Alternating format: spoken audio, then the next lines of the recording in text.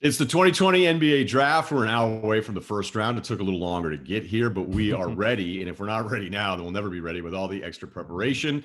But it is a massive NBA offseason in a very short amount of time, and a part of the calendar not used to. I personally have this as my favorite day of the year, but rarely does this week fall in the middle of football season. This is a year-round job for Kevin O'Connor, who heads up all of our draft coverage at The Ringer, and he's going to join me here for about the next hour and take you right into the start of the draft. So, Kevin, I know it took longer. How much extra prep before we get all the headline stuff that we have going on, and obviously any of the trades, any breaking news, we'll jump on it immediately here over the next hour.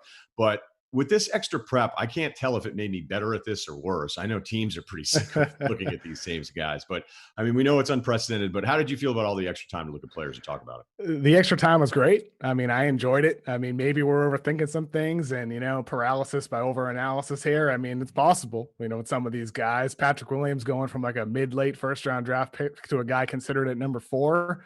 Maybe that's the right thing. Maybe it's not. But ultimately, man, like with all that extra time, it certainly hasn't eased the uncertainty with what is about to happen tonight, with all the rumors swirling, the misunderstanding of like what certain teams are going to do, where teams are going to pick. This could be a absolutely insane night. Just got off the phone with an agent who was freaking out. He was trying to find where his guy was going to land, trying to find like one team that had him one on the board. And he was just telling me moments ago, he goes, this thing is an absolute mess. War rooms all over the league. Like, we can't figure this out, trying to keep track of the trade. So what we'll do here is we'll keep you up to date on anything that happens. Like the moment it happens, we'll talk about it here. We're going to talk about some of the trades because I think it's a little looser now where you can talk about, some of the rumors that maybe we weren't as comfortable sharing on some of the podcasts. And then Kevin does all of his player evaluations, and I'll chime in a little bit on that as well, as I've tried to catch up with Kevin and the rest of the draft experts. But as you said, the uncertainty, how they talk about organizations, dysfunction or success from the top down. The uncertainty is from the top down here, because I can't remember a draft, maybe Anthony Bennett going back a few years. There've been some other arguments about 1 versus 2, but there have been strong arguments for 3 different players, whether it's LaMelo Ball, 1 to Minnesota, obviously Anthony Edwards, the same deal out of Georgia, and James Wiseman, who I actually like the most, but I don't think he's going to go number 1 here. And you factor in that Minnesota's been trying to sell this pick for months, and that Golden State would like to move it for a veteran, but there weren't really any trades. It seemed like they made a ton of sense, at least for that big impact player. We'll see. That could change. But that, I think, Kevin, is the problem. Trying to forecast the rest of it is impossible when we still don't really know an hour away the order and who the top 3 guys are. For sure. I mean, just recently, Chad Ford reported that he's hearing Charlotte and Minnesota are talking about swapping 3 to 1, which is no surprise. You had that too a while ago. We've been talking about that for quite some time, but the assumption from people around the league has all long been that it would be moving up for Wiseman. And now Ford reported that it could be actually LaMelo Ball. And, we'll see. I've heard one executive told me that following that podcast, like he's hearing it's LaMelo too. So who really knows here? I reported today that Charlotte, if they stay at number 3 and if LaMelo's there, it sounds like he's going to be the guy. There was, talk of Wiseman if he's there, talk of Okongwu, especially with the foot problem, it seems to be fading from that conversation. But, for all these teams drafting up top or in the middle of the first round, you can do all the preparation you want, but I think in this year's draft, I look at these teams up top, and you mentioned Anthony Bennett, what happened in 2013. Nobody saw that coming. Ben McLemore was projected number 1. Nerlens Noel was projected number 1. And then suddenly it's Anthony Bennett. It wouldn't surprise me if tonight we get one of those shocking picks, whether it's number 1, Minnesota passing on Edwards, or whether it's number 2 with like Golden State just taking Denny Avdia there. If they can't find a trade down, just take the guy that you want. And I mean, that's what I would do. If he's the one you want, just take him. Are you so open to the only thing with Bennett is I remember talking to Cavs staff members way before, and this is part of the game, and they liked Bennett. So when I said, it's not the most shocking, everybody thought I was lying. And I go, well, no, I actually knew that they liked him. And it was kind of a weird open top of the draft. But people have talked about this since, and Woj has even talked about it, where if Bennett hadn't gone 1, he may have gone 11 or 12, which is there's no comp. There's no guy that I can think of that went 1 in NBA history that may have popped out of the outside of the top 10. But as you just said, though, you think, well, I guess I'll ask it more clearly. Is there any way you think it's not Ball or Wiseman or Edwards as the number one pick, you're not allowing that, are you? Because that would surprise me. That would surprise me there if it's not one of those three for Minnesota. But I mean, it's the type of thing here where maybe it's not Minnesota selecting there though. And we just had Detroit trading to get the 16th pick from Houston. Now they have 7 and 16, and they're a team that's recently been rumored to be looking to move up into the top 3. And keep in mind, they were at that LaMelo Ball workout last week with Golden State, with Charlotte, and the team with the number 7 pick now has number 16. Is that possibly, with other future assets, enough to get into that top 3 for LaMelo Ball, or is there another target there? I would expect it to be LaMelo. My understanding is that people within Melo's camp want Detroit. LeVar Ball himself said recently publicly that he wants Detroit or New York. So it seems like, OKC's getting all these picks. Detroit's getting all these picks. What are these teams planning on draft night? And is there actually a deal that's going to happen? Or are these teams going to just get cold feet when they have 5 minutes on the clock and nothing ends up happening in a night where there's a potential for a whole bunch of chaos, which I do think we're going to get chaos tonight, is my expectation. Because you mentioned the agent you talked to who can't find a spot for his client. I've talked to a number of people the past week that have gone from thinking, oh yeah, I feel good about my guy in this range, to I don't know. That's what's changed. And I know so many people watching think we just make up stuff all the time, but I'm going to share with you more stuff that I didn't want to share earlier in the week. Is like, let's go. Let's empty out I had heard, it's just perfect because this is how difficult this is. And you just brought up 2 names that are good examples of this. I heard 2 weeks ago that Jordan told Mitch, you can't take Melo. Wow. Which is completely opposite of all the Melo Charlotte stuff I heard today. So the reason I never brought it up was I was like, oh, that's really interesting. That'd be a fun thing to talk about. But there's no way I can confirm that. I don't talk to Jordan. I know that's shocking to people, but there was no. Really? You don't have Michael Jordan? You're not texting him every day, Ryan? Come on. He doesn't send you shoes personally? He's more of a Will Kane guy. So I was like, there's no way that.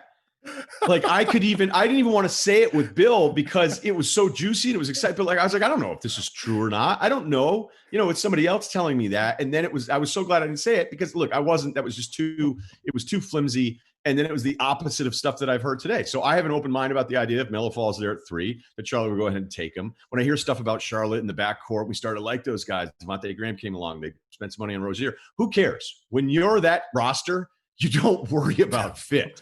All right. Like Devontae Graham shot 38% from the floor. Right. I liked him at the end of games a little bit. That's all. I just thought as a young player, he had some stones in him. But he's not dictating your decisions, to your point. Okay, same page there. Okongwu, the USC kid, moments where I watch him, I'm like, he's so confident, he's so tough, he does all these big energy things. But I go, hey, is there a version of him where he ends up even healthy as a backup center in this league? And that's the variance that I have with some of the guys at the top. But as you mentioned, the medical's part of this and trying to figure out what's right or what isn't. But for days, you and I were going back and forth, like, hey, are we hearing bad things on this? And then earlier today, it's like, no, broke a toe. Fine, good to go. And then other people were like, no, they were sending out bad medicals on him to try to get him to drop because there's not a lot of bigs. So this is the game, and sifting through it. Kevin and I are lucky enough to be around to get some of this information. We don't always share it all the time. So let me start with your evaluation then of Ball, because I would argue, even though you love the size and the passing ability and that stuff, that's great. Watching the games from Australia and some of the high school stuff, the showcase stuff, if you love basketball and the way it should be played, it's a tough watch. It is. So give me your breakdown. So with LaMelo Ball, I mean, you just mentioned the passing. Goes without saying. Like, turn on LaMelo Ball, you put up House of Highlights, you'll see him make some spectacular passes. He had that play that went viral this year where he spun again, passed it behind his back. Magnificent move. Really. I mean, he has that incredible passing knack and vision that not many guys do. With that said, think about the best players in the league.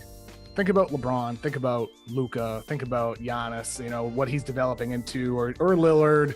The best players, they have something in them that defenses need to account for and worry about, whether it's their ability to drive to the rim like a LeBron, or whether it's their ability from the perimeter like Steph Curry. The teams and opponents are always cautious about that, which opens up their ability to drive or passing lanes. With LaMelo, he does not finish around the rim very well at all. He's adverse to contact, takes all these weird floaters from the elbow, and from outside, He's not a great shooter at all. Shoots in the 20% from 3-point range. He is very inconsistent with his mechanics. And he's not, even though he's an unbelievable passer, I wouldn't say he's an unbelievable playmaker because the decision making isn't great. So you put all that together on offense with really lackadaisical defense, very underwhelming on that end. This is a guy who checks a lot of the boxes of guys that I don't want to take and guys that I wouldn't want to build around. But with that said, though, and why so many teams like him, why I still have him ranked highly on my board, he still does have that elite skill with passing, where if everything else does get better with real coaching, real NBA coaching, somebody who can hold him accountable, maybe he can turn into something really, really nice for your team that contributes to winning. But there are a lot of question marks. And to me, I would not feel comfortable taking him number one if I'm Minnesota or whoever might trade into that spot. All right, so say Minnesota keeps the pick because you're right. Keep emphasizing it. Minnesota's been trying to sell this thing for a long time. I heard a rumor about Cleveland trying to move up. Cleveland, yeah, I heard that too. Because Minnesota wanted Obi Toppin. Have you heard that as well? Yes, it would be Cleveland trying to move up to one, but I've also heard Cleveland is open to moving down as well to get more assets. They are the mysterious. We might move up or move down team. I love that. I saw a report today that said the Rockets were not listening to bad offers for James Harden, which my day was unclear until I had found out that nugget. So you get Cleveland, that from Fertitta's son, his likes on Twitter. He's got all that on there. I haven't tracked that. I'm not, the fleet thing threw me off. So I just kind of gave up for a little bit. But say Cleveland wants to move up. Okay, it's exciting. This is not a draft I would want to move up. This is not a draft I want to be giving future assets away, which is something that I definitely want to touch on with the trade market and how I feel like first rounders that I always thought were a little overrated are now completely devalued with some of the unprotection that we see in future picks. But Cleveland doesn't have a piece. When you have to dig through these drafts and you have to look at it, like the Celtics are a really good example of it. Rumored of the Celtics, they don't want to take 3 picks. They can't. They really can't when you look at their roster in that kind of situation, unless they're stocking stuff overseas, which I don't think really Ainge likes to do. It's not really his track record. But they don't have the contract necessarily unless they wanted to move a Marcus Smart to be able to package some things together, because then there's too many smaller contracts. Cleveland, if they don't want to break up the guards, nobody wants to trade for Andre Drummond. Kevin Love is still a hefty number. And the way I've ever heard any Kevin Love trade scenarios was that Cleveland wants to be compensated for giving you the good player in Kevin Love, and the market's completely against them in that, hey, we get to see what Kevin Love is again, and we're doing you the favor by giving you the cap flexibility to make it already too long, to make it shorter. Cleveland doesn't really have, I think, anything that's super interesting there unless they were going to start throwing around a lot of future picks. I mean, no trade is necessarily impossible if you want to start getting really aggressive with giving up future picks, especially with a bad roster that we see right now with Cleveland. But to just say, hey, 5 and this player to get up to 1, it's kind of tough to even imagine what that would be. Yeah, if you're Cleveland, you probably do have to give up a future pick. And if I'm Golden State, you know who I love on Cleveland's roster, Larry Nance. He's the guy I'd want to absorb. No one likes him more. Nobody except for me, and maybe his own family, his own dad, Larry Nance Sr. But with Larry Nance, he's somebody I think would fit great into Golden State's traded player exception. He has the right salary for it, right style of play, versatile on defense. He can play big for you. He can play wing for you. I mean, to me, with the addition of his 3-point jumper, he would pop with the Warriors, and it makes sense to me if you're going 5-2, 5-1. I'm not so sure there. I do think he's also a good fit with Cat. With that said, if you were to go there, but it's a little bit more complicated though if you're also trading another player back to Cleveland in order to take on that salary if it's 1. But if it's 2, to me, I mean that's a pretty interesting deal on both sides. Okay, let's look at Golden State, the rare opportunity for a championship caliber team. I don't think anybody would have them as the favorites, healthy going back into the West. And I don't know if you guys have the latest updates on what we saw right before we started this stream, is that Klay Thompson is hurt again, a lower leg injury during a workout here in Southern California. So I don't think that impacts the draft decision at all. It would probably be, if they take Wiseman, clearly it isn't. If they took one of the 2 guards and say, oh, maybe that's because of Klay or whatever, if Wiseman were still available, I don't really think that's the way Golden State looks at things. But until we know more, do we know any more, by the way, in the last few minutes? Has anything changed? I have not seen anything. Just looked on Twitter. Didn't see anything. No texts, no responses for for Klay intel. Okay. All right. So let's look at the team first before we talk about any fit, because Wiseman's the easiest fit. There's also some people, as I'm sure you know, when you start talking about Wiseman or some of the other bigs at Kongwu or like even a Jalen Smith out of Maryland, who's probably late lottery at best, And they're like, hey, there's a lot of bigs out there though in free agency, and they're a lot cheaper because you're not giving up the resources, not so much the money, but those top picks make a lot of money. We're looking at like $9-10 million average salary the first couple years as a draft pick. So do you have a rank for Golden State? Like, do you look at it as, hey, I feel really comfortable about this guy being lined up there? Or do you look at it more from your own perspective of just, well, this fits better? Because Edwards and Melo don't fit as well as Wiseman. It's just a matter of, well, does the three people, because I think it's the ownership, I think it's Bob Myers and Steve Kerr, which are the three guys that make this decision. Sure. And, I think Edwards, in theory, could fit if he starts really trying on defense consistently. He could bring it. He brings that size and length and strength to defend multiple positions that they could use him like in that Iguodala role, but he doesn't do that. That's what you want him to be in theory. The best fit now and perhaps the best fit later is probably James Wiseman or Danny Avdia. And are they willing to take them, either of those guys at number 2 ahead of LaMelo? I would hope so. Considering the fit on that roster and what they emphasize and what's important to them. With Avdia, the real question is the jump shot and nothing else there. I have a question about with his fit with Golden State is the decision making. He's smart on defense, knows how to play winning basketball, sharing the ball, making quick decisions. And then with Wiseman, he can do, you mentioned the salary number. He would make 9.3 million as a rookie. In the 4th year of his rookie scale contract, he'd make 13 million. That's a lot for a center. There are some good centers in the NBA that are making, $3 million, $5 million. The Warriors got it done with JaVale McGee and Zaza Pachulia. Lakers just got there, obviously, with AD, but with McGee and Howard as their starting center for most of the year. The Raptors, Gasol and Ibaka were getting paid a good amount, but they were past their prime guys that they were able to get via trade. So you can find bigs for not a lot of money.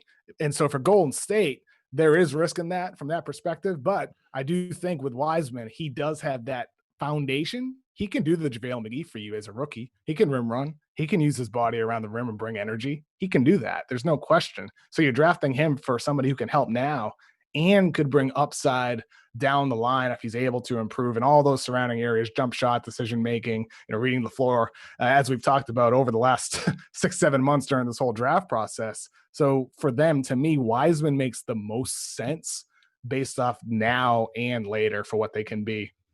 I like Wiseman the most out of any player in this draft. I think there's a bad version of him that's still pretty good. The way another GM described him to me was like, at worst, he's DeAndre Jordan for the next 10 years. Yeah. Which you would want on the Warriors, and you'd want him with this kind of salary control and at that age. But the thing that gets you really excited about Wiseman, and it's tough to find it all at Memphis, it's 3 games before he was suspended and before, really he got going at all there. And when you looked at the competition, it wasn't all that great. He is massive in the best possible way. Wingspan, hands, shoulders, all that kind of stuff. He catches everything. He immediately understands the simple things, where if it's the high screen in his role, he's totally like, it's really tough to deal with. Transition, he's going to outrun guys. But the thing that gets you excited is there were moments in high school games and some of the showcases where he, as a lefty, he's got this incredibly soft touch around the rim. There's even some jump shot stuff in there that gets you a little excited. He'll even try to handle the ball, which is not anything that he's going to be asking him to do right away as a rookie, as an NBA player. I love the idea of what his ceiling could be, but I'm always scared off of some of these athletic specimens where in 5 or 6 years, like, oh, remember how much everybody loved that guy and he never actually got any better. But there's some foundational stuff that shows him a little bit more perimeter friendly for his size than some of these other guys that look really confused immediately. I'm not saying he's the best decision maker. You can see him still processing things a little slower when he had the ball in his hands at Memphis and trying to understand what the next movement was. But look, you and I have argued about it. I'm very, very surprised in this class, because it's a bad class at the top, as we've said throughout the entire time, that in a bad top end, that there's not more love for Wiseman. And it's very strange to me. You mentioned GM called him at worst DeAndre Jordan. I think that's a pretty good comparison there. You're taking Wiseman with a strong feeling that at worst he'll be a DJ level player. And if he continues to get better, maybe you're talking about him as a Rudy Gobert with offensive skill. And that's a pretty terrifying player if he's able to maximize what you talked about, the perimeter ability, creating off the dribble. That's what separates bigs. There's a lot of good bigs in the league. Rudy Gobert is a very good big, but what separates a Jokic, what separates an AD on the offensive end of the floor and Embiid is their ability to create their own shot and score for you, to get a bucket or create for others. And with Wiseman, maybe that could develop. There's a possibility. But do you, you said he's your favorite player in the draft. You have him number one. Do you, if you're drafting that high, do you want to make that gamble over some of the wings in the draft, like an Anthony Edwards or even a Denny Avdia or someone like a Patrick Williams from Florida State who's really Well, yeah, Patrick skyrocketed Williams up is an there? easy yes. An So easy yes we'll get there, we'll but get to Patrick Williams because he might be the fourth player in this draft. could be. So it is because of this class that I'm probably higher on Wiseman than I would normally be. And I'll admit I've made mistakes on those flashy athletes in the past when I'll ask myself that question after watching them for hours and hours and hours. I go, wait a minute, is he any good at basketball? And I know it sounds like a really stupid exercise and a dumb question to be asking yourself before, especially if you worked for a team and you're evaluating these guys and getting paid to do so. But there's a lot of times you could probably avoid some mistakes by going, wait, is he any good at basketball? But in this class, I'm okay with it because as much as we've talked about the what ifs with LaMelo and the what ifs with Wiseman, let's get to Edwards as the third guy in this class because you've touched on him already. We know his size and athleticism, but two things scare the hell out of me, much like with Melo. The first one is we're talking about somebody who's below 30% from three, and it wasn't like he just took a few. He took over 8 a game at Georgia, where they were a bad SEC team this year.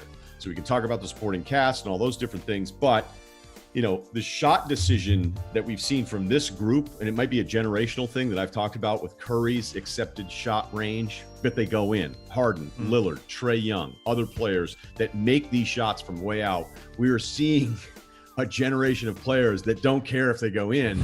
They're just going to take them. And there's a bunch of guys in this class that do it. Edwards, maybe that percentage is better because the form does look better at times. His handle and getting into his shot off the handle is really impressive. But the low percentage on 8 attempts per game, which means he never cared that they didn't go in, and his recent quotes. Oh, I was going to ask you about those. Where he basically was like, "I wish I could play football so I could celebrate." Now, I don't want to get too critical about a high school kid, 1 year in college.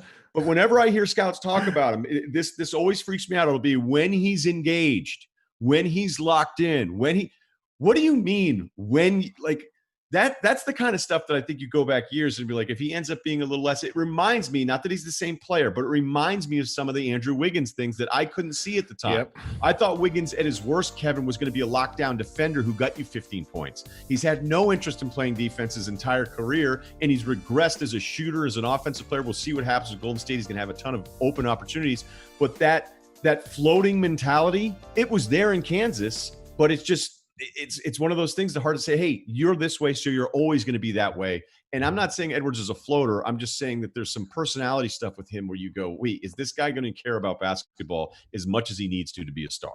Well, how many guys, that have been drafted top 5, top 10, where there's been those questions, can he turn it on? Can he bring it consistently? He's an on-off player, hot and cold. When you hear those things about a player, you heard that about Ben Simmons. And he's the one name that I can think of that has immediately, not immediately, but it took time for him to become an elite defender that's pretty much always locked in. He's one of the best defenders in the league. I don't worry about defense a ton with young guys because I think they all stink at it for the most part. But the effort aspects. Yeah, no doubt. But with Edwards, I mean, how many guys can you think about? I've asked this question to a bunch of people in the league, and I haven't received any good answer besides Ben Simmons. How many guys that have been drafted at the top of the draft have had these question marks and have then become guys that turn it on all the time, or at least most of the time?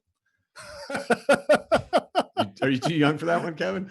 I know Olo Candy. I know him. But I mean, that's a good throwback there. But there's just not. I can't think of any. Ben Serviceable. Simmons. Patrick Bryant. No, that's another big. But he didn't go 1. He went 10. I think Patrick Bryant was the first guy. Like when they changed the new option, the team option rule in the NBA draft, he was like the first guy that didn't even get. I think he and Joe Alexander didn't get the 3rd year picked up, which is quick. Another one. Because it used to be you got 4 years of guaranteed money as a first round pick, and then finally teams are like, why do I have to guarantee 4 years of money for the 27th guy?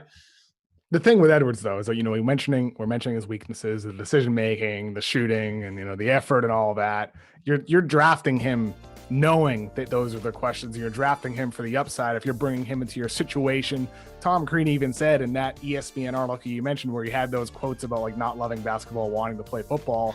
He's like, my worry is that he needs to be coached hard. He needs to have a lot of support around him. If he's drafted into a situation that could provide that, a team that feels confident, that has the right coach for him, that can really, be supportive for him and guide him along. You're drafting him because he's 6'5". He's 230 pounds. He's got long arms. He's got like a football player's body. And he's somebody who can create off the dribble for you, who can get to the rim with power or finesse. And you're drafting him hoping that over time that decision making gets better. That maybe if you start winning the defensive intensity, he buys in and becomes part of the group. That's what you're hoping for and betting on, because the potential is undeniable. There's a reason why he's talked about as a top 5 pick. And, I look at the immaturity aspect, and I always think about what a GM told me a couple years ago. He said, there's some guys that enter the league at 19 years old. They have the maturity of a 15-year-old. There's some guys that come in that have the maturity of a 23-year-old. Edwards clearly is on like the younger teenage side of that in terms of maturity. There are other guys in this draft that are like grown men that are ready to be professionals. Edwards isn't, but I don't think that should necessarily be a reason not to draft him. But you got it. Like if you get that number 1 pick, if you're in Minnesota, you got to be doing deep intel and understanding his personality and how it could interact with the environment that he's in. And I'll tell you what, I don't love him going to Minnesota with Karl Anthony Towns and D'Angelo Russell there as the vet leaders, with a young I noticed coach. You don't really mean vet leaders, but yeah, I don't. Yeah, I no, don't it's the 1 and 2 on that team, exactly. But certainly what you wouldn't think of as like grizzled veteran that's going to sage wisdom. It is not the situation I would want him to go with 2 guys who really aren't leaders at all. Like Golden State, to me, that could be good. With Steph Curry there, Draymond Green set an example, Steve Kerr in the winning and all that. That could be good for him. But the idea of him going to Minnesota, I do worry about that with the situation there. And if I'm Minnesota, I would guarantee this is one of the reasons why they're trying to trade down, because they don't want to have to take that risk either, because this could be Andrew Wiggins 2.0. I saw some of the Vegas movement today just to track that stuff, because it usually, those guys are pretty good at this, and the numbers swayed heavily, I think, towards Edwards recently being the betting favorite. I don't know if that's changed recently. For anybody that's just joining us here a little bit later, Kevin O'Connor, Ryen Russillo here. It's our Ringer pre-NBA draft show. We're going to go for probably another 35 minutes here before the first selection as we've been waiting on this. But off of Edwards, that takes us really into where I think the draft can get even more interesting. The number 4 pick with Chicago, because as I watched Edwards, I kept thinking a little Tyreek Evans, because despite that athleticism, there's guys that will write down and you're like athlete. Like RJ Hampton to me is the best athlete in this draft, who went right from high school, actually reclassified after his junior year, then was maybe going to go to Kansas. He joined me with Mike Miller, who's been working out with him in Memphis. And then he ended up in New Zealand. And he didn't have the same opportunities as LaMelo. LaMelo got to do whatever he wanted on a bad Australian team, where RJ had more structure and wasn't allowed just all the freedom that LaMelo had. And when I look at him, I go, okay, athlete. There's a lot of guys I think we get excited about because they're skinny, because they're long, but they're not always above the rim finishers. And Edwards, with his athleticism and power, it's not always above the rim. There's other guys I keep hearing talked about as athletes, and you're like, yeah, you know what, though? I love those above the rim guys if I can get them, and they're actually more rare than you realize. However, where the draft gets interesting, as I said, Patrick Williams out of Florida State, who's a freshman, 6'8", perfect body. And once you get past the fact he can't really dribble or shoot, you love him. And I was cold a couple weeks ago. The draft starts for him at 4. He was linked to San Antonio probably as early as any name was linked to any first-round pick in this entire pre-draft process. San Antonio has no shot at getting him where they sit at 11. But Williams' name has come up to Chicago. Denny's name has come up as well. And I think maybe if there was a third name to throw at Chicago just to make ourselves cover all of it, it'd be Halliburton out of Iowa State. So take it wherever you want off of those guys in that pick. Yeah, I mean, it's been Avdia connected there for such a long time. And then recently it seems to kind of swung towards Patrick Williams. I'm not sure who the pick will be tonight between those two, if it does come down to it, if they drafted the number 4 spot. But with Patrick Williams, it's really fascinating because this is a guy that I had ranked on my board, maybe like 18 to 20 for maybe most of the year until about a month ago, where I was progressively moving him up when I was doing my re-ranks, and my Excel sheet, I had him at, 15, then I had him at 12. And now I have him, I believe, at 7 or 8 or 9 on my final update today. And with him, you mentioned the fact that he can't dribble or shoot. Am I wrong? I mean, you're not necessarily wrong there, but he's shown the ability to at least do a little bit off the dribble for you. He's raw. He's got a loose handle, but he has the ability to change directions for you, make smart decisions off the dribble as a passer. He's unselfish. And off the dribble, he does look comfortable pulling up for mid-range and taking some of those difficult jump shots that you see stars take. and it's somebody who's only just turned 19 years old at 6'8". You mentioned the perfect body. His body's sick, man. I mean, look, it's unbelievable. It's a great NBA body for sure. And I'm comfortable saying it. Yeah, you're talking about somebody that could be, get him into a strength and conditioning program, could be a, 4-position defender. To me, like the number one question with him is, if you're talking about him being like an elite defender, he's got to get better defending guards and quicker wings. He was a bit slower footed on the college level against quicker guys. And that's why I originally had him down. But my understanding is, talking to people that have seen him work out, that have seen the progress he's made, and talking to him about a person, people love him as a kid. They love his work. They love his work ethic. He truly loves the game, but not just loves the game. He loves the feeling of getting better. I know this sounds like, some like pre-draft, BS that agents put out there, but it's the truth. It's the truth with him that he loves the work. And I think, but I'm not hearing it from that side. You're absolutely right in this. It's not from agent side. It's from team side. There's a handful of guys that every year you hear like, oh man, you know who you're going to love, or you know who's awesome. And Damian Lillard, I remember being one of those guys in the pre-draft process. And at first, some teams thought they were going to get him a little bit later.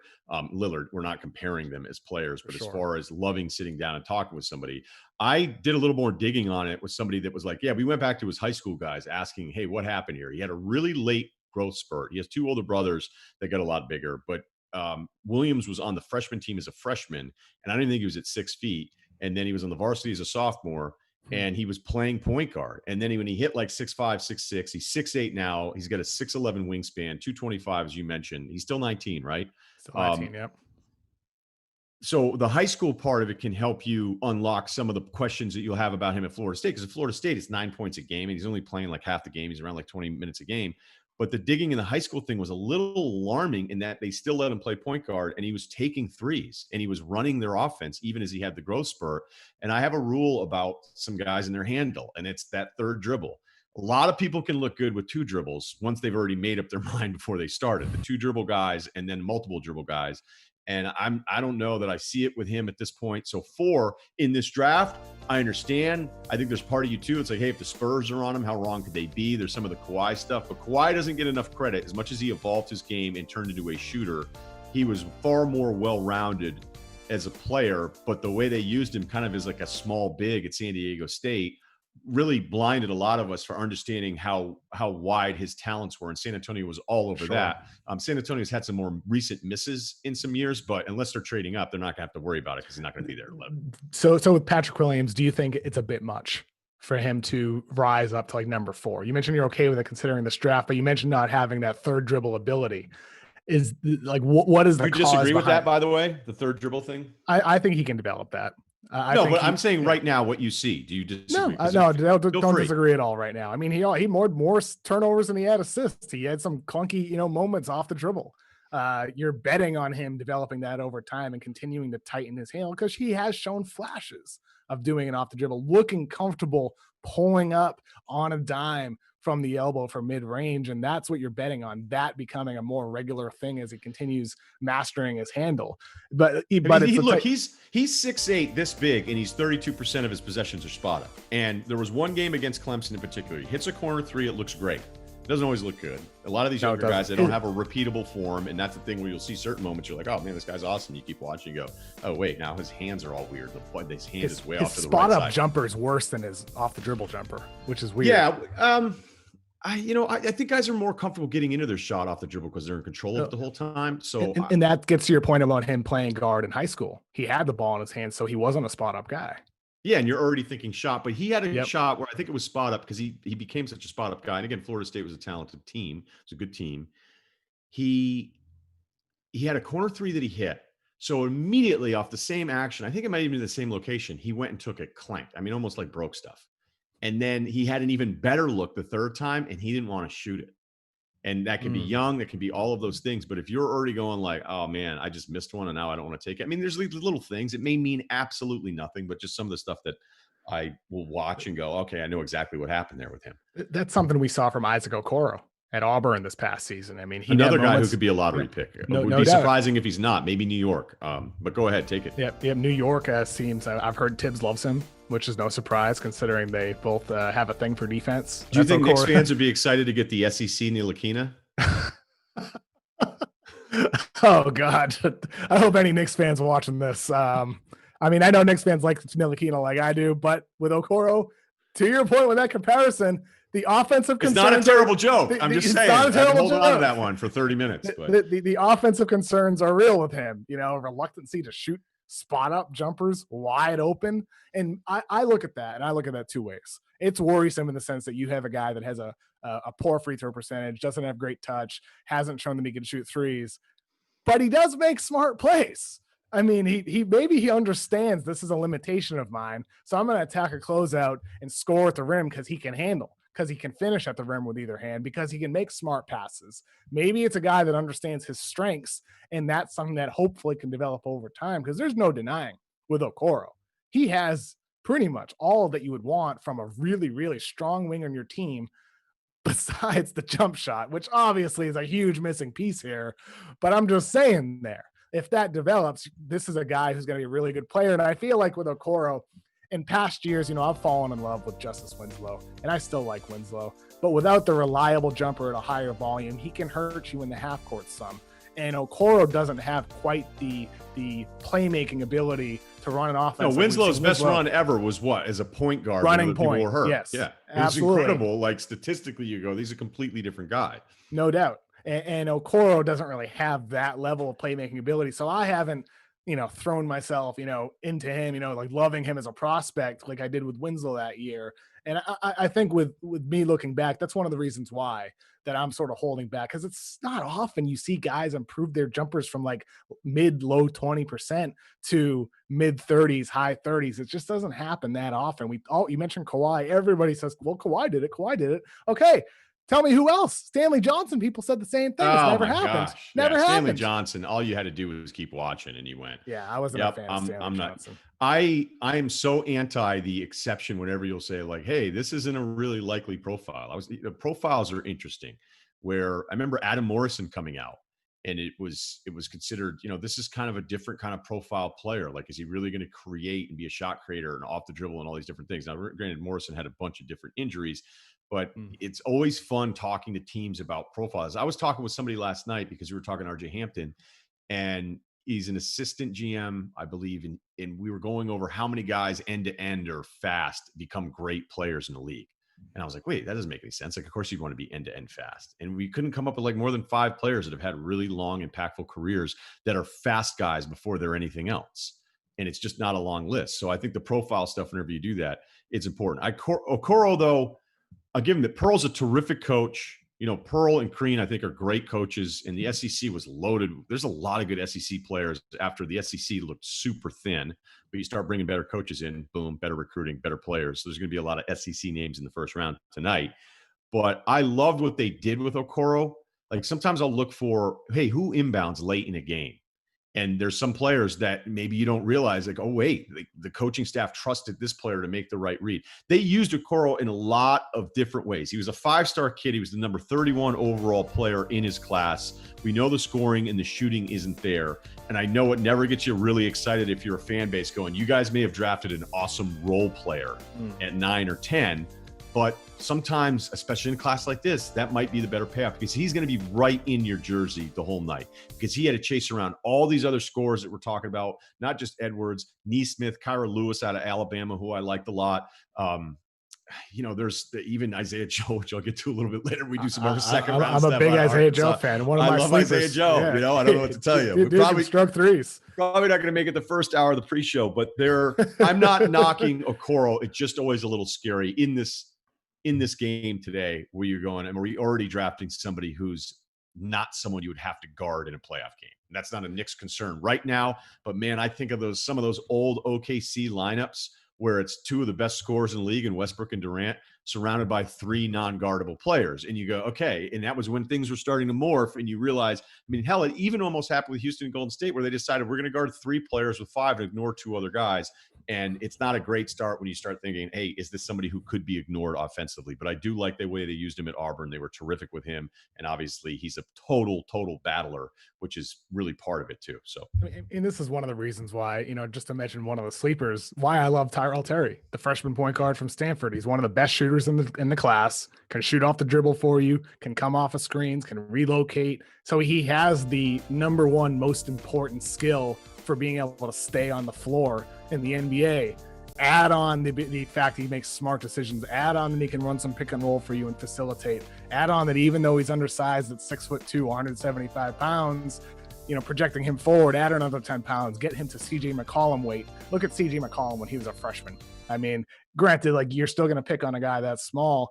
It's the offensive contributions outweigh what you might lose on defense. And with Terry, he never stops trying on defense. He's attentive off ball. He really hustles hard. He will take a charge for you. He'll chase down a loose rebound on a switch against bigger guys. He'll battle and try to use his leverage with his, the fact he's shorter on guys.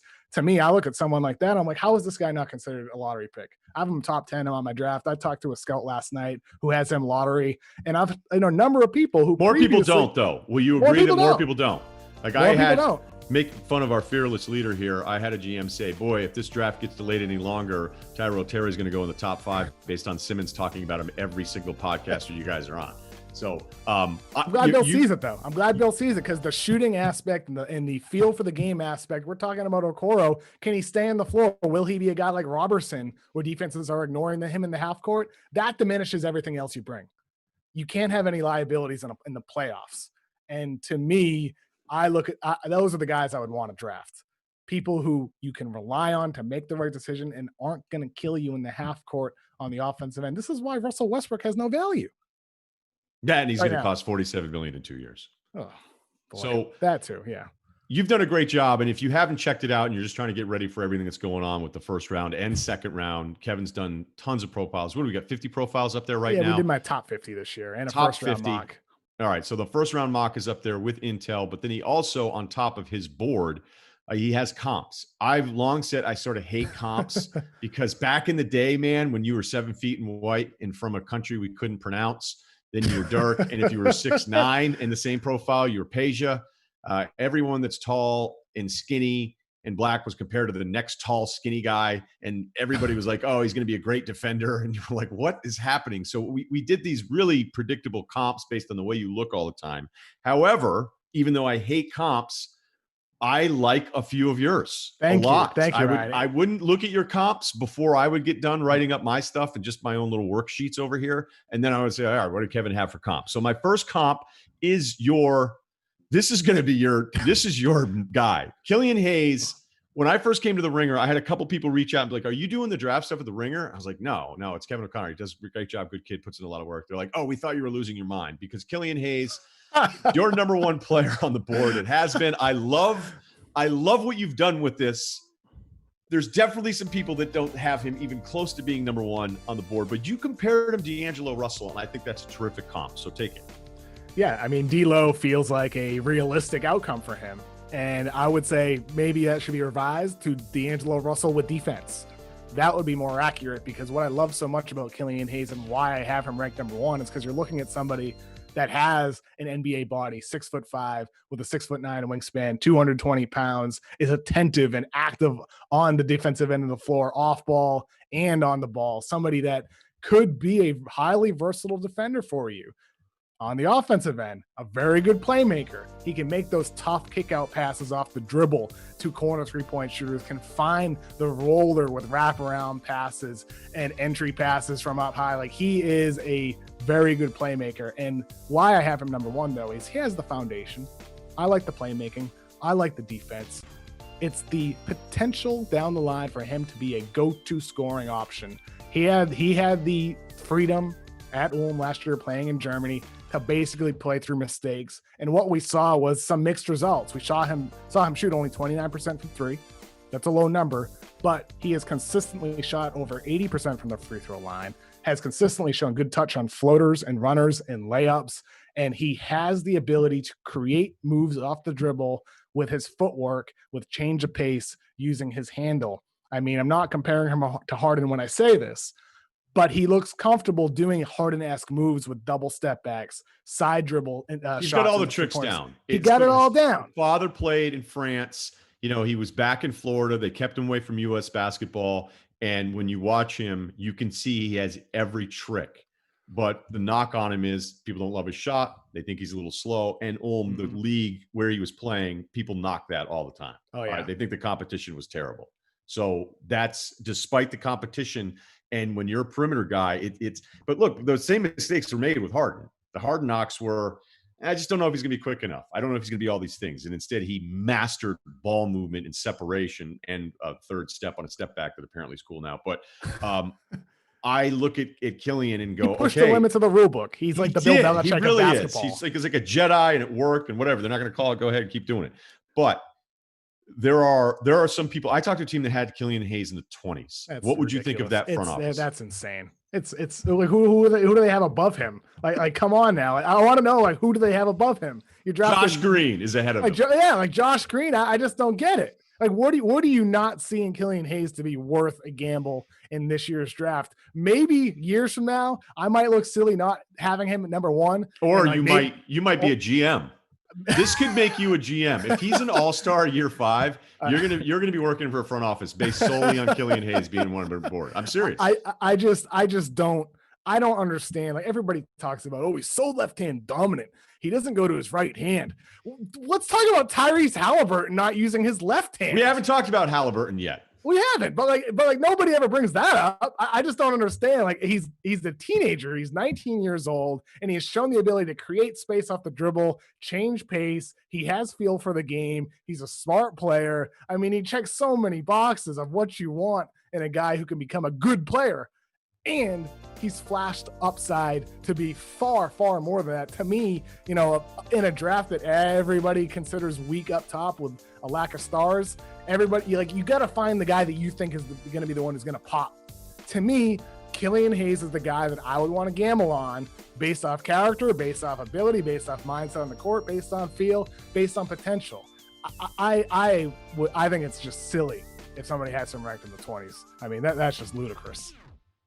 Okay, let's do another comp. My man Precious, and I'm not talking about the heartwarming novel. He's got a hell of a name, doesn't he? He does. He does. I love the name. Montrezl Harrell. Now, I'm fully on board with Precious the last week. Kept watching it. It was a weird dynamic at Memphis post-Wiseman, so I think he was out of position. But I love your Montrez deal, and I think he may have a higher ceiling than Montrez. Although it is easy to remember, to forget that Montrez was incredibly productive in college. He was like a preseason Player of the Year candidate, and he just outpowered you, out-hustled. I think Chua has the same kind of drive and motor, and then has some flashes of like, wait a minute, are you going to be able to actually bring the ball up? Are you going to be able to hit some shots maybe if you keep working on this kind of stuff? But the baseline stuff is really, really good. And somebody projected to go in the 20s, I don't think he lasts that long. I think he's mid-teens now. I know there was a team that was maybe really close on it. I'm not sure that that's going to happen now. But I'd sent out the tweet this morning. There's 3 guys I like probably a little bit more than everybody else, and Precious was one of them. Yeah, there's a chance he goes number 9 to Washington. He's been linked to them pretty recently, and Okongwu is another guy that could go to Washington. You want to do Okongwu too here a little bit too? Yeah, Kevin? yeah. Let's get both those guys in. Yeah, let's talk both of them. With Achua, it's the type of thing where my shades of comparisons in the NBA draft guide are James Johnson and Montrezl Harrell, and I've had a tough time finding like a good top end comp for him. James Johnson makes sense in like the fact that, Johnson, he's big, he can handle the ball for you, can do some stuff on the perimeter. He's not necessarily a knockdown shooter like Achua isn't. He's not a knockdown shooter. He's not a perfect guy for you. But if you're combining the hustle and intensity of a Harrell with the ability on the perimeter, like of James Johnson, what is that guy? Like, is there a comp for Achua if you combine all those qualities? Because I can't really find a guy that makes sense for him. See, this gets back to like where I hate comps, and there's no comp I hate more than anybody with Bam out of bio, because comping anyone with Bam is an insult to Bam. That's how special he is. I agree. And we didn't see it at Kentucky because he wasn't asked to do it. He initiates a NBA Finals team's offense. Okay, you were comfortable running your offense through a second-year player in Bam, and a team that was as good as Miami. And granted, they weren't like the standard amazing 60-win team. They weren't projected. They weren't going to win that many games. I think they were like going to be a 49-win team over an 82-game season, but they get to the finals. And Bam in that matchup was a bad matchup against the Lakers. But I cannot stand every kind of undersized big who shows some versatility. Like, hey, maybe he could be a little bit like Bam. That's like watching a guy hit a few shots and say, hey, he could be like Steph. That's maybe it's not that insulting. But Okongwu, we know that Atlanta would like a big, but I've heard Halliburton there as well, which would be really weird. Too, yeah, but that'd be really weird with Trey. But that might be a kind of thing to try to force Trey to give up the basketball. I don't know, just a little bit more, because right now Trey Young leads the NBA in possessions, like seconds per each possession, and then he was ahead of only Harden was the only guy ahead of Harden this year as far as the basketball actually being in his hands while his team was on offense. Was Trey Young, and then it was Harden. Harden was like at 50% of the time the Rockets were on offense. The basketball was actually physically in Harden's hands. So maybe that's them trying to figure out a way to do that with Halliburton. But we've heard that Collins, they don't want to pay him. They would love to trade him. He's been available forever, which tells you the trade market for him isn't that great. But maybe Okongwu, if the foot thing, which I think may be a little overblown, checks out, so he's there. And he's a guy that would certainly go ahead again. Somebody like Precious, like that's not even close. It's not debatable at this point. But give me a little bit on Okongwu, because when it's good, he is a fully engaged, super active guy that shows some ceiling there for his offense as well. Okongwu is the one guy in the draft guide where I have the Bam Adebayo comp. You know, I don't feel great about it because he doesn't have the passing. That was all directed at you. Yeah, for sure. And like part of me wants to remove it because Bam Adebayo, you know, is an unbelievable passer. Okongwu is not. He's a guy that can do a little bit for you as a passer, like on the short roll and make quick decisions and all that. But he's not somebody you run your offense through. But what he does have that is a bit comparable to Bam is the projectable defensive versatility. You can feel comfortable with him on a wing. You can feel comfortable on him against the guard if you really need to.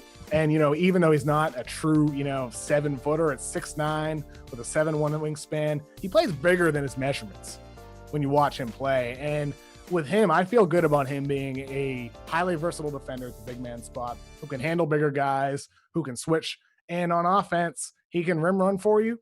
He makes the right decisions. He can score with finesse off, a couple of dribbles on the roll, or he can throw down some dunks. And he seems like, to me, a guy who's going to be a very, very good player.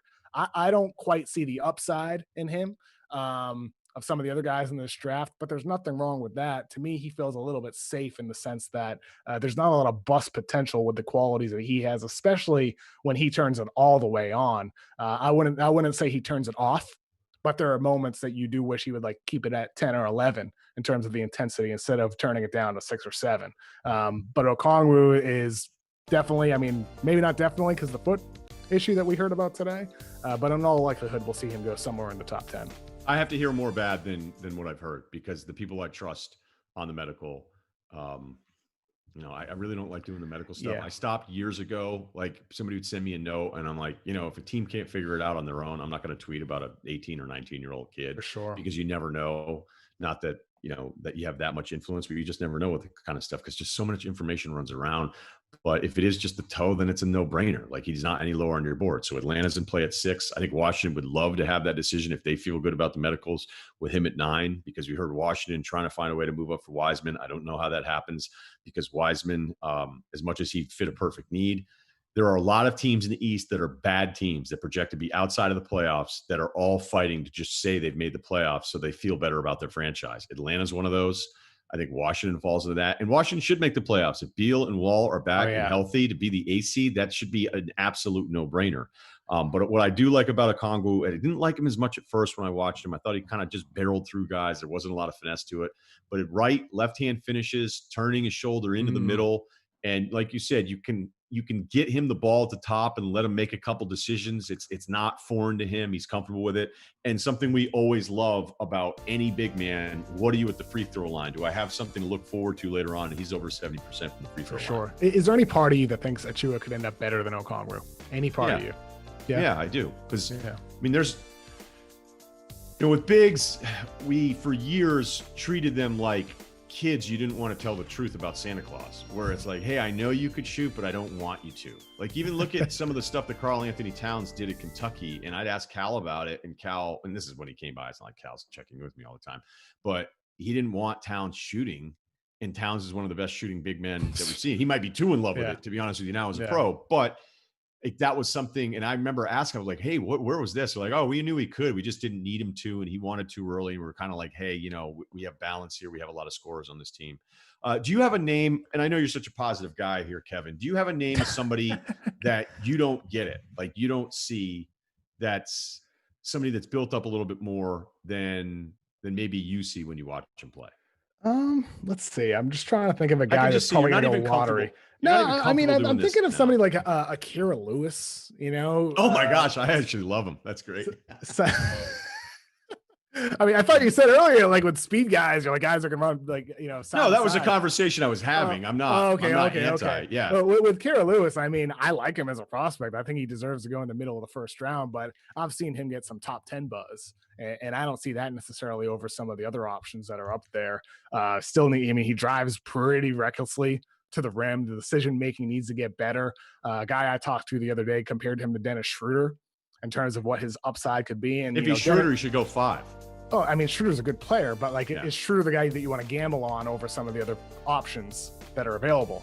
I'm not so sure about that. I mean, he's got a lot of work in terms of improving his offensive decision making, improving the shooting ability. Like, there's a lot of potential there with his speed and ability to get to the basket. But there's a lot of work to do 20 years old right now for him to reach the potential upside that you can see with the speed and ability in the pick and roll. So let me make my argument for him, and maybe it'll make more sense, because I know I was going through a stretch. I watched Desmond Bane. I'd watched Sadiq Bey, who I think is a really interesting prospect out of Villanova because of his body. I know it sounds funny to talk about ass and hips when we're talking about basketball players, but there are times where I go, okay, this guy has kind of that first baseman midsection here, and sometimes that can be great, and it also can be a sign of bad things to come because the guy just can't stay in shape. But with Bey, it gives him a ton of separations on his drive, and Bey shouldn't be included in this group with the Theo Madeline, who's going to go later, maybe late first, early second. Bane, I mentioned again from TCU. Trying to think of one other guy, Malachi Flynn, who was the conference player of the year for San Diego State and put up huge numbers, a little undersized. I felt like I kept watching guards that couldn't finish at the hoop. There's a lot of guards in this class that can't finish at this hoop, and Lewis can. And the second you don't pay attention to him, he is by you. And he was going at contact. He was going at big guys and trying to fish. I know it's sloppy at times, but he was showing me something that I just felt like I hadn't seen in hours of watching some of the other guards that put up big scoring numbers in college. But then, and look, Nico Mannion's not the great example here because he was a big high school profile guy. I loved his high school stuff. I love the way he saw the game.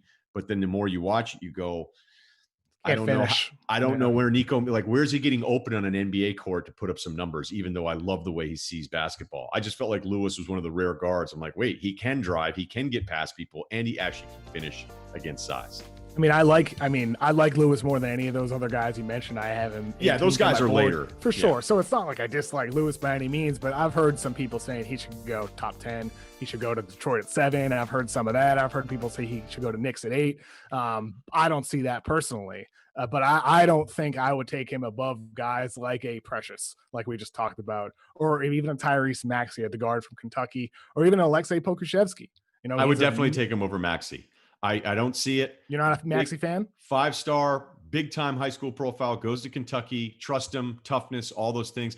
I don't ever do this. I don't ever watch the YouTube highlight stuff because it could make me look like Matty Brust. But Maxey's YouTube highlights weren't that fun. The YouTube scouting report. I went to, like, after I watched all the synergy stuff, I'm like, wait, I want to find like the cool stuff with Maxey. So for me, we disagree on that one. I like Lewis more than Maxey. Plays hard though. I mean, that guy, he really drives on the defensive end of the court. And so does TJ McConnell. He's better than McConnell.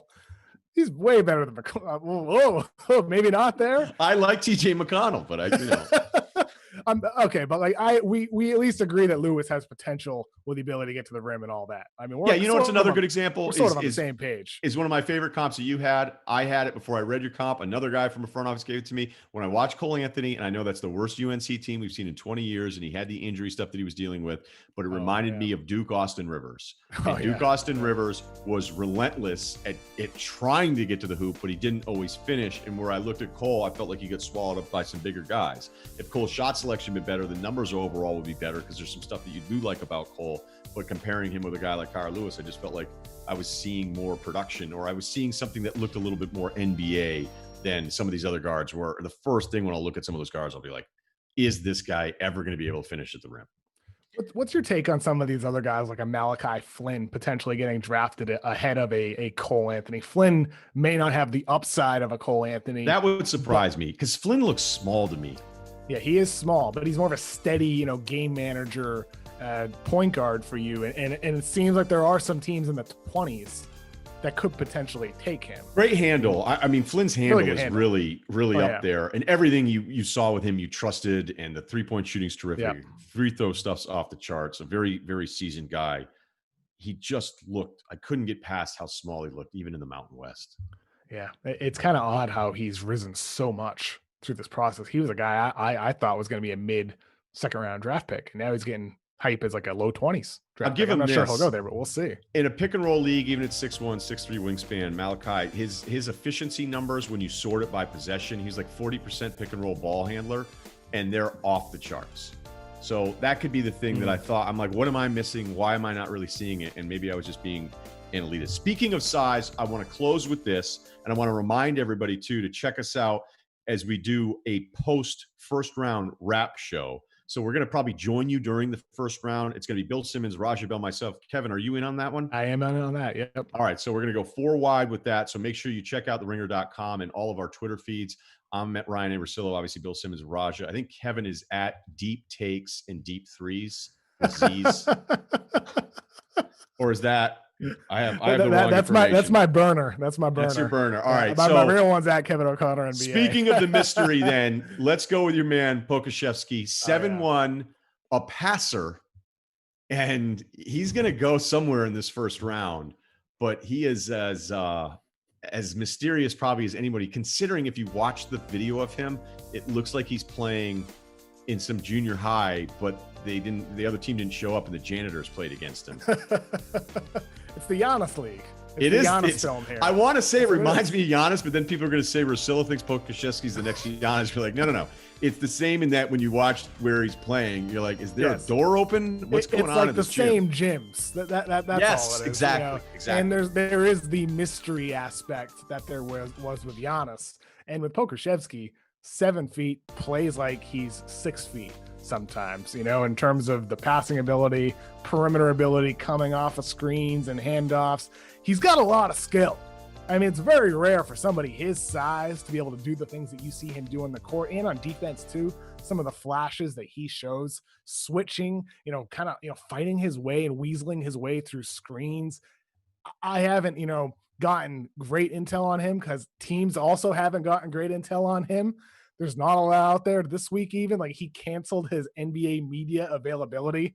He has not done any media at all. He thought the promise was with OKC forever. So unless OKC's getting back into this, if OKC gets back in and it's a little bit higher, because I've just heard there's no way they're going to get to him at that later pick. So that's the name. My understanding too, but we'll see. I mean, I've heard him get some late lottery hype.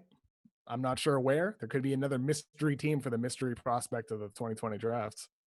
It's so weird right now leading up to this draft that even if you don't like the players, the entertainment, I'd expect, because there's so many people that don't know what anybody else is doing, that there could be things. And as we've learned throughout the past, just when you think you have this league figured out, just when you think there's no one else that's going to ask for a trade, there's a surprise every few months. And I expect a lot of surprises tonight in this first round. So a reminder again, for those watching us on ringer.com, we're going to do a full draft recap show. We're going to pick it up a little earlier, probably towards the end of the first round, with Kevin, again, his Twitter handle, the non-burner, at Kevin O'Connor, NBA, Simmons, Raja, and myself. So thanks everybody joining us. Enjoy the draft. We'll be back with you here in a couple hours. Have fun, everybody.